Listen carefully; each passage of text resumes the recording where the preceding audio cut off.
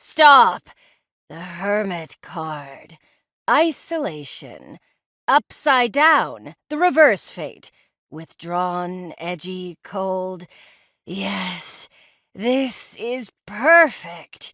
She abandoned you, so we shall isolate her.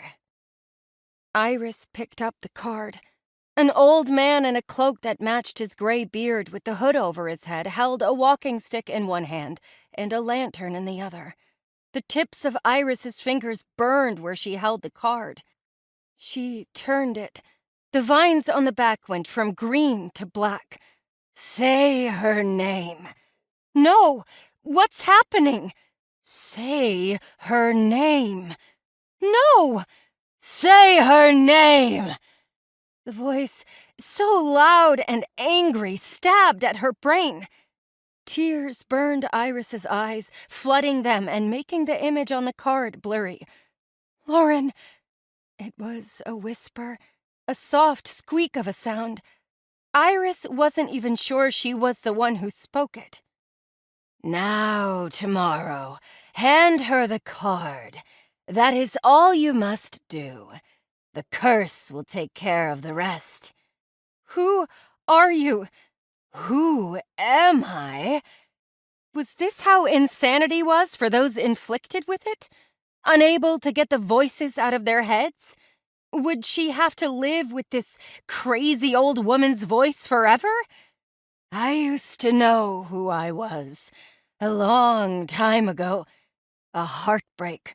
A young woman scorned. An eye for an eye.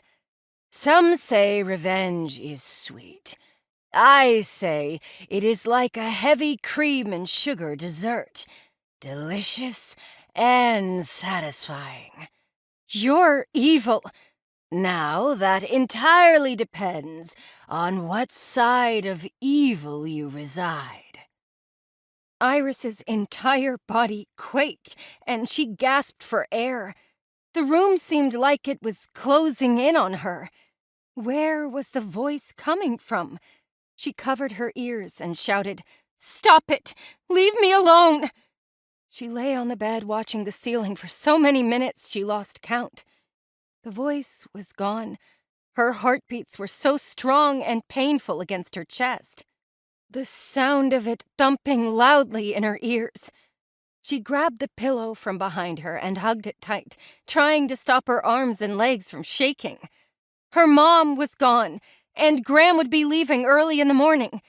They didn't need to know she was completely losing it. She had to be sick, and it was making her hear things. That's why she was shivering.